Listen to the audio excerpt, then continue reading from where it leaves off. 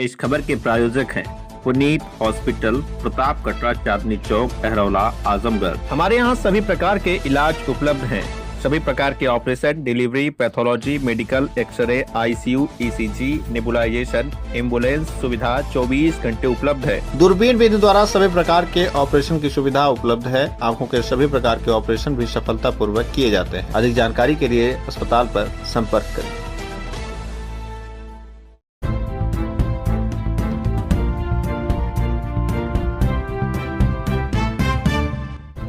नमस्कार, आप देख रहे हैं तेज न्यूज। मैं हूं आपके साथ विनोद राजभर। आइए शुरू करते हैं खबरों का सिलसिला। मेदांता हॉस्पिटल लखनऊ ने आधुनिक रोबोटिक सर्जरी से इलाज में लाया नया बदलाव। आजमगढ़ में किया गया कार्यक्रम। आजमगढ़ में हुए मीट एंड ग्रीट कार्यक्रम में मेदांता हॉस्पिटल लखनऊ ने रोबोटिक सर्जरी की उन्नत तकनीकों और उनके लाभों पर जानकारी साझा की। अस्पताल में स्त्री रोग, उदर, हृदय, यूरोलॉजी और जटिल सर्जरी आधुनिक रोबोटिक सिस्टम की मदद से की जा रही है। कार्यक्रम में medical director doctor Rakesh Kapoor ने बताया कि रोबोटिक सर्जरी की सटीकता, कम ऑपरेशन समय और तेज रिकवरी इसे खास बनाते हैं। वहीं नेफ्रोलॉजी विभाग के निदेशक डॉक्टर धर्मेंद्र एस भदौरिया ने बताया कि मेदांता की रीनल प्रोग्राम किडनी ट्रांसप्लांट मरीजों के लिए संपूर्ण देखभाल प्रदान करता है। डॉक्टर्स ने किडनी फेल्योर के मुख्य लक्षण भी बताए। कम यूरिन आउटपुट, शरीर में सूजन, भूख की कमी, मतली और लगातार कमजोरी। उन्होंने कहा कि ट्रांसप्लांट के बाद 3 महीने में यूरिन आउटपुट और क्रिएटिनिन सामान्य होने पर इसे सफल माना जाता है। मेदांता लखनऊ अब निर्धारित समय पर आजमगढ़ में नियमित ओपीडी सेवाएं भी उपलब्ध कराएगा, जिससे मरीजों को बड़े शहरों में जाने की आवश्यकता नहीं पड़ेगी। पहले तो आप सब पत्रकार बंधुओं का मैं बहुत अभिनंदन करता हूं। और मेदांता हॉस्पिटल का हमेशा से ये सिद्धांत रहा है कि हमारे लिए हर जान अनमोल है। तो आप लोगों के माध्यम से मेदांता ये कहना चाहता है कि मेदांता अब एक क्वाटरनरी केयर हॉस्पिटल है। हमारे वहाँ हर तरह की फैसिलिटीज़ ट्रीटमेंट की अवेलेबल हैं और जो इकोनॉमिकली वीकर सेक्शन है उसके लिए भी हमारे वहाँ फैसिलिटीज़ जैसे CGHS इम्पैनलमेंट है।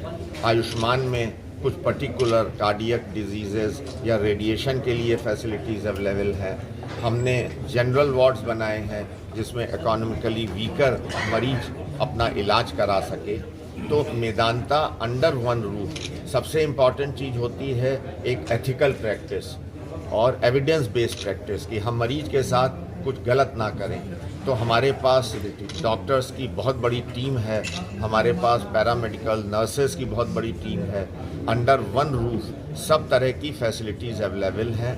बच्चों से लेके बुज़ुर्ग तक मोर देन 38 स्पेशलिटीज़ अवेलेबल हैं। रोबोटिक सर्जरीज़ की फैसिलिटीज़ अवेलेबल हैं। Liver transplant, bone marrow transplant, renal transplant, सब फैसिलिटीज़ अवेलेबल हैं। और आप कोई भी डिपार्टमेंट की बात करें, सर्जिकली या मेडिकली, हर तरह की सुविधाएं मेदांता में उपलब्ध हैं। जिस तरीके से डॉक्टर साहब पूर्वांचल से बहुत सारे पेशेंट आपकी तरफ रुख करते हैं, तो बेस्ट क्या देना है पूर्वांचल को, और पूर्वांचल में आप कब तक अपना वो कर रहे हैं, ग्रोथ कर रहे हैं आगे? नहीं, देखिए, आज आजमगढ़ में इसीलिए आया कि एक तो आजमगढ़ से प्रेम था मुझे।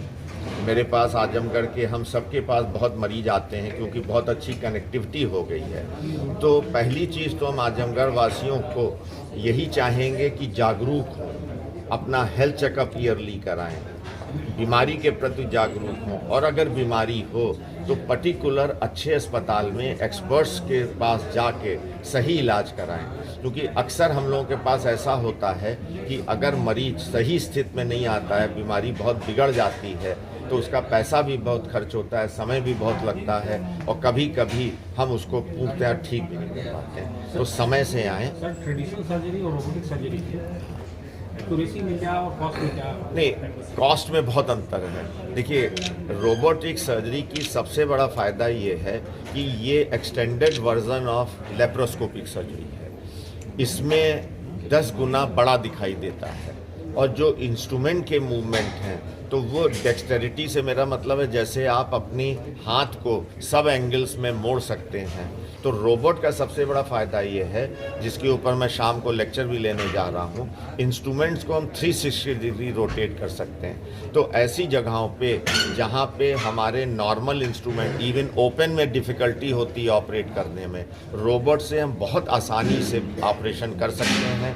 मरीज की रिकवरी बहुत फास्ट होती है, यूजुअली 2-3 दिन में। वो अभी हमने एक 2 साल के बच्चे को 3 दिन पहले ऑपरेट किया है और वो कल जो है उसकी छुट्टी हो गई। आम लोगों को कैसे सुविधा मिलेगी नहीं, तत्काल? देखिए ऐसा है कि ये बहुत हाई एंड इक्विपमेंट होता है, इक्विपमेंट की कॉस्ट बहुत होती है, तो नॉर्मली ये महंगी सर्जरी है। और अभी बहुत से इंश्योरेंस कंपनीज भी इसमें रीइंबर्स नहीं करती हैं, CGHS में भी रीइंबर्समेंट नहीं है। तो मुझे लगता है कि जब शासन जागरूक होगा, थोड़ा पब्लिक जागरूक होगी, इंश्योरेंस कंपनी जागरूक होंगी, तब चीज़ें आसान हो जाएंगी। लेकिन अभी थोड़ी महंगी सर्जरी है, लेकिन हम लोग बहुत सब्सिडाइज रेट में करते हैं।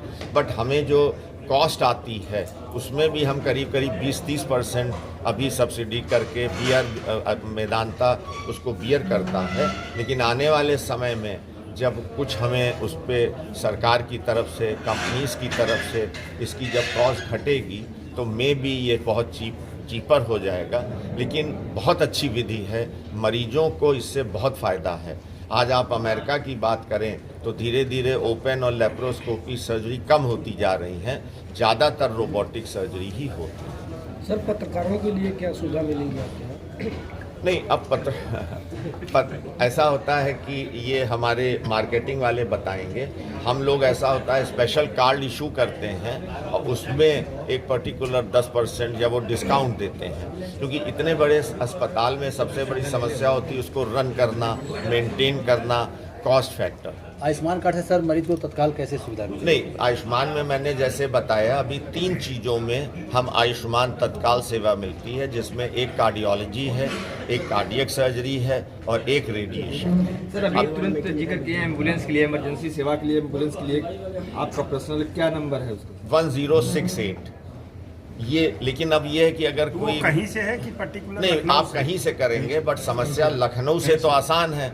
अब यहाँ से जब आप 1068 में आप एम्बुलेंस, तो पहले वो आजमगढ़ 3 घंटे लगा के आए, फिर ले के 3 घंटे जाए। और जैसा मैंने कहा कि कुछ बीमारियों में प्रथम 1 घंटा, जिसको हम गोल्डन आवर कहते हैं, एक्सीडेंट के बाद, स्ट्रोक के बाद, हार्ट अटैक के बाद, ब्रेन स्ट्रोक के बाद, तो ये गोल्डन आवर बहुत ज़रूरी है। तो ये आपके माध्यम से अगर कोई मरीज सिक है जिसमें नहीं है, अगर हमें हमारी सेवाएं चाहता है, तो हम 1068 पे कॉल करके हमारी 5G एम्बुलेंस या दूसरी तरह की एम्बुलेंस मरीज को पिकअप कर सकते हैं। सर, जैसे जो हर महानगरों में सर आपका जैसे जा रहे हैं, तो सर क्या आजमगढ़ में भी कुछ ऐसा? नहीं, अब आएगा। देखिए ऐसा है, सबसे ज़रूरी चीज़ होती है कि अस्पताल बनाना बहुत आसान है, सबसे ज़रूरी होती है उस अस्पताल को चलाने के लिए डॉक्टर्स। तो वो डॉक्टर मिलना गुड क्वालिटी, क्योंकि ये अस्पताल हम छोटे मोटे BMS या उन डॉक्टर्स को नहीं ले सकते हैं। हमको चाहिए एक्सपर्ट्स कि जो बढ़िया, मान लीजिए हम एक्सपर्ट ना हो और हम आपको उतना अच्छा रिजल्ट ना दे पाएँ, तो मेदांता का नाम खराब होता है, उसमें अक्रॉस द बोर्ड मेदांता का। तो आने वाले समय में डेफिनेटली अस्पताल आएंगे।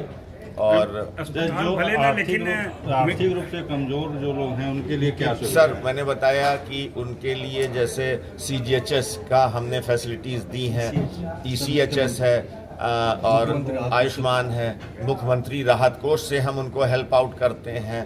तो भाई जो आप जैसे, मैं पहले इसके पहले PGI का डायरेक्टर था, PGI में अगर मैंने उस समय जब मैं मेदांता आया तो मुझे भी ये फीलिंग आई। लेकिन जैसे उस टाइम हमने एनालिसिस करी कि आप एक कार्डियक सर्जरी, बाईपास सर्जरी अगर PGI में कराते हैं, भले ही आपका 1 लाख रुपया पड़ता है, बट अगर हम टोटल कॉस्ट निकालें, गवर्नमेंट सब्सिडी देती है, मरीज 10 बार दौड़ता है, 10 दिन भर्ती रहता है, 10 बार घर वाले रहते हैं, तो वहाँ पे खर्चा हमारे से कम 1.5-2 गुना होता है। लेकिन गवर्नमेंट सब्सिडाइज, तनख्वाह गवर्नमेंट देती है, बत्ती का खर्चा देती है, नर्सों का खर्चा, इक्विपमेंट खरीदने का, इसलिए वहाँ सब्सिडाइज आपको दिखता है।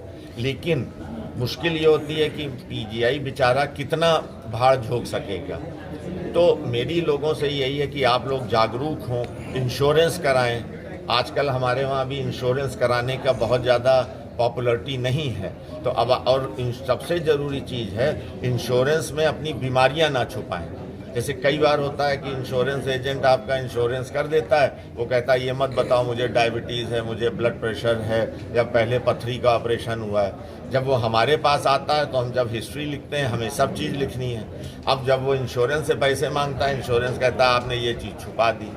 तो आपके माध्यम से लोगों को पहले तो अपना हेल्थ चेकअप इम्पॉर्टेंट है, टाइम से इंश्योरेंस पॉलिसीज़ लीजिए। आजकल गवर्नमेंट ने भी, माननीय मोदी जी ने GST हटा दी, भले ही 2 रोटी कम खाइए, बट इंश्योरेंस होना कम से कम आगे आने, किसी को नहीं मालूम कब समय की ज़रूरत है। और आज के इलाज में गवर्नमेंट सेक्टर की बात अलग है, अगर आप प्राइवेट में जाएंगे तो it is an expensive procedure. तो मेदांता ने भी, हमने जनरल वार्ड बनाए हैं, हमने कॉस्ट कटिंग जहां कर सकते हैं वहां हम कॉस्ट कटिंग करते हैं। सर हेल्थ चेक के लिए कोई लिमिट होते हैं, कब करा सकते हैं? नहीं, हमेशा आप अब बताए तो अभी 29 साल के लड़के को MI हो गया, तो अगर फैमिली हिस्ट्री आपको दिल के बीमारी की है तो आपको यंग एज से कराना चाहिए। अदरवाइज 40-50 साल की उम्र के बाद औरतों को, आदमियों को अपना साल में एक बार हेल्थ चेकअप कराना मस्ट है। आजकल जैसे इम्यूनाइजेशन है, तरह तरह के इतने अच्छे इम्यूनाइजेशन आ गए हैं कि आप मेल्स में बहुत सी बीमारियों से बच सकते हैं। औरतों में भी इतनी अच्छी वैक्सीन आ गई हैं और वो लड़कों को भी लग सकती है, जिससे आप कैंसर, सर्विक्स कैंसर, पीनिस जो गुप्तांगों का कैंसर है, अगर आप समय से वैक्सीन लगवाई हो तो आप उन बीमारियों से भी बच सकते हैं। ठीक है। एक ये जो सुविधा जो आप एम्बुलेंस वाली बता रहे हैं और आजमगढ़ की कनेक्टिविटी भी अच्छी है, तो क्या ऐसी स्थिति में जैसे आजमगढ़ को एक परमानेंट प्रोवाइड एम्बुलेंस मेदांता नहीं कर सकता? नहीं, हम कर सकते हैं। उसमें अब ये हमारे मार्केटिंग टीम है, आपने बात रेस करी है, तो हो सकता है हम लोग इस पे चर्चा करें कि ये परमानेंट सर हम बात करके देख सकते हैं, इस पे देखेंगे। ठीक।